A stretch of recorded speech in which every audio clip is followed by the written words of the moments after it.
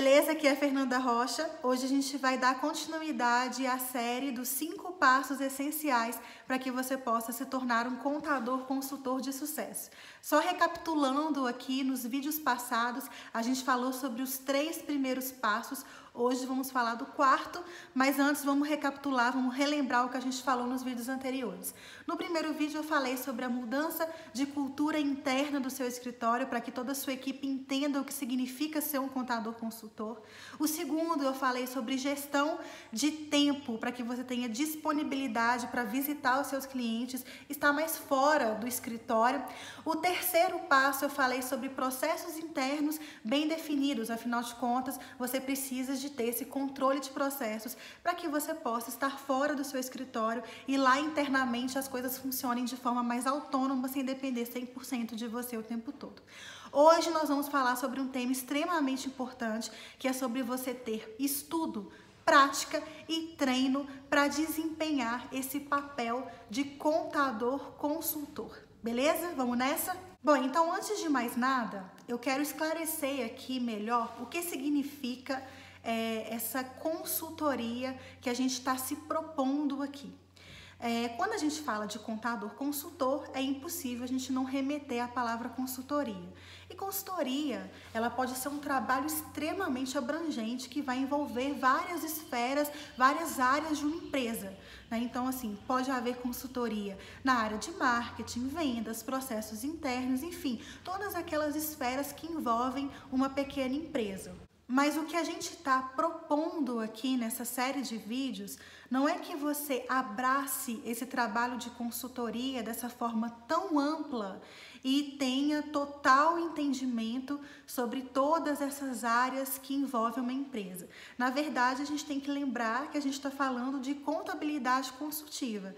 E contabilidade consultiva é sobre diagnóstico e análise dos resultados da empresa com base nos indicadores gerenciais que são extraídos da ciência contábil. Ou seja, para que você seja um contador consultor de sucesso, não necessariamente você precisa dominar, por exemplo, uma área de marketing e vendas para alavancar os resultados daquela empresa.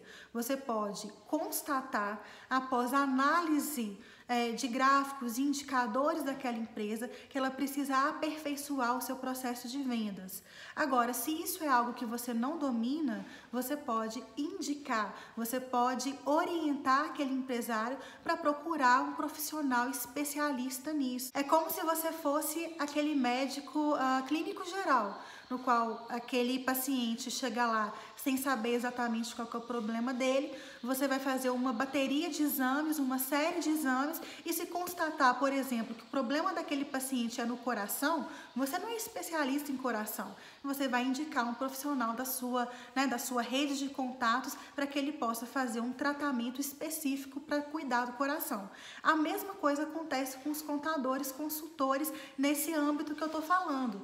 Você vai pedir uma bateria de exames, ou seja, você vai diagnosticar aqueles problemas da empresa e se, por exemplo, se constatar que determinado problema da empresa está relacionado ao seu imenso prazo médio de estocagem, você pode indicar um profissional que cuida, por exemplo, dessas curvas ABC de estoque, já tem mais experiência nesse assunto.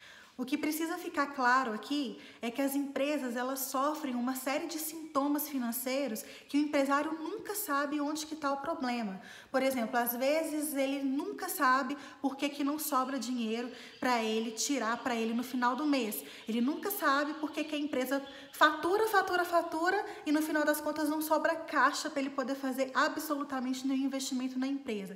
Normalmente esses problemas eles estão relacionados com algum índice, com alguma interpretação de algum diagnóstico que precisa ser feito para descobrir a causa raiz daquele problema. Pode ser nos prazos médios, pode ser no ciclo financeiro, pode ser na gestão de tesouraria, pode ser nos índices de liquidez, pode ser no EBITDA, pode ser no EVA, pode ser numa série de indicadores onde pode estar situado aquele problema. O empresário não sabe disso e você, como contador consultor, tem o papel de apontar para onde que aquele empresário deve deve direcionar os seus esforços para melhorar os resultados da sua empresa. Se a gente está falando de índices econômicos, patrimoniais, financeiros, a gente está falando de controladoria. Aí que entra a parte do estudo, né? A maioria dos empresários contábeis estudou controladoria lá na época da faculdade e acabou que, quando assumiu o escritório de contabilidade, nunca mais trabalhou com isso na vida porque a prática de um escritório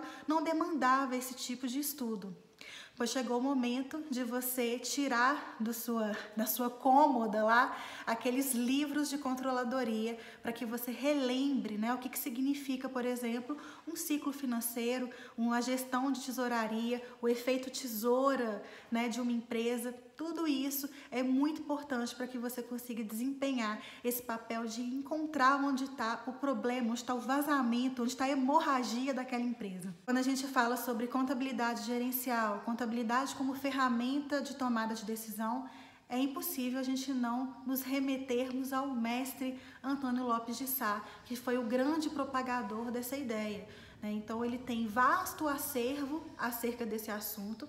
Além dele, eu recomendo também a leitura dos livros do professor César João Abicalaf, a quem eu carinhosamente intitulei de pai da contabilidade consultiva. E existe bastante conteúdo acadêmico a respeito disso. Então, do ponto de vista teórico acerca desse assunto, você vai buscar todo esse acervo em livros, em vídeos, tem alguns vídeos do próprio Lopes de Sá no YouTube, artigos, enfim. Conteúdo teórico sobre esse assunto é o que não falta por aí, beleza? Só que estudo não é o suficiente, né? Não adianta você só estudar a teoria e ter dificuldade de aplicar na prática. Por isso, o próximo passo é a gente ter treino, treinar, errar, acertar, para que no final das contas as coisas deem certo, você consiga realmente melhorar os resultados de uma empresa. E como é que você vai treinar? Pegando um cliente seu como exemplo, como modelo, né?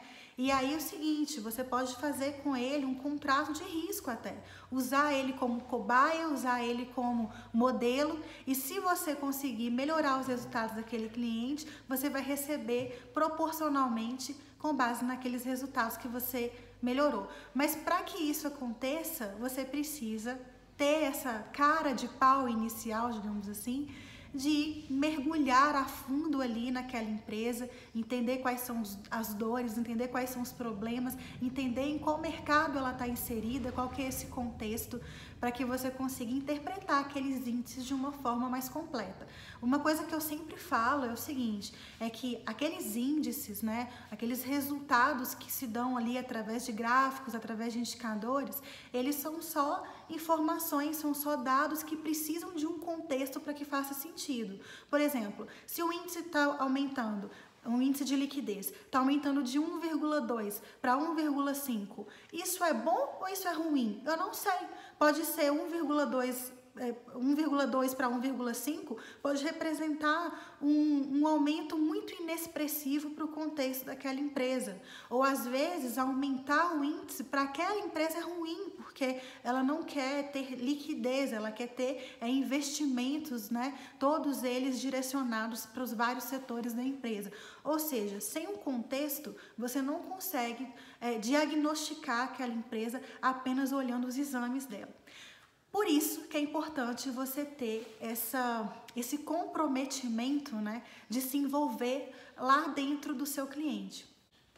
E falando em treino, né, eu até lembrei aqui de uma história que o professor Abicalaf me contou uma vez. Ele começou a fazer anos atrás, né, ele fez um trabalho para o Pelé e acabou precisando conviver aí com uma certa frequência com o Pelé. Ele perguntou: Pelé, por que você é tão bom no que você faz? Como é que você conseguiu aí ser o melhor do mundo, né? Conta aí seu segredo, como que você conseguiu ser tão bom? E a resposta do Pelé foi: cara, eu não sou bom, né? Para eu poder ficar bom, eu precisei treinar, treinar, treinar. Então, o segredo é esse, é treinar, treinar, treinar até ficar bom. Você não vai conseguir ser bom simplesmente porque você vai pegar ali meia dúzia de livros para estudar. Você não vai conseguir ser bom porque você acha que você tem o dom da controladoria baixado aí na sua cabeça. Também não é o suficiente. Você precisa treinar. Para isso, se você tem uma carteira de clientes aí, use os seus clientes para isso. Pegue um como exemplo, pegue um cliente como modelo para que você treine nele, acerte nele, erre nele, e você pode às vezes nem se comprometer financeiramente nesse sentido, né? Que eu falei que você poderia fazer um contrato de risco com esse cliente, mas pode não ser isso. Você pode oferecer isso a princípio de graça para que você consiga entender essa dinâmica e isso é extremamente importante para o próximo tema que eu vou falar, que é você ter uma metodologia de vendas para esse produto consultivo, né? Porque como é que você vai vender uma coisa que é intangível? Você precisa tangibilizar esse seu trabalho, esse seu serviço, para que você possa vender isso de forma mais empacotada para os seus clientes. Para isso, você precisa entender exatamente qual que é a sua função ali como contador consultor. Por isso, use um cliente seu como cobaia, como exemplo, como modelo e treine, treine, treine, treine, treine. Bom, a essa altura, né, você pode até questionar assim, mas eu não tenho clientes onde eu consigo, de fato, aplicar essa contabilidade consultiva, porque meus clientes sonegam, meus clientes não declaram 100% das suas informações, o relacionamento com a contabilidade é meio truncado, aquelas coisas todas, mas eu acho que isso deveria ser mais um motivo para que você entre a fundo na operação daquele cliente para entender por que de fato ele sonega, porque às vezes ele sonega por pura ignorância mesmo, às vezes ele realmente consegue ter mais resultados deixando de sonegar do que fazendo toda uma gambiarra para poder conseguir, né, ter receitas ou despesas por fora. Beleza, galera? Então espero que vocês tenham gostado desse quarto vídeo. Aguarde para o quinto, onde eu vou falar sobre metodologia de vendas desse produto que é a contabilidade consultiva. Espero que esse vídeo tenha te ajudado. Tamo junto, é isso aí. Espero vocês no próximo. E olha, não deixe de curtir, comentar, deixar o seu like aqui, se inscrever no meu canal, essas paradas todas. E se você ainda não faz parte do movimento Contabilidade Sem Chatice, se inscreva em contabilidadesemchatice.com.br e se junte a mais de 3.000 contadores que estão revolucionando a forma como se faz contabilidade no Brasil. Beijo para vocês e até o próximo vídeo. Até lá! Uhul!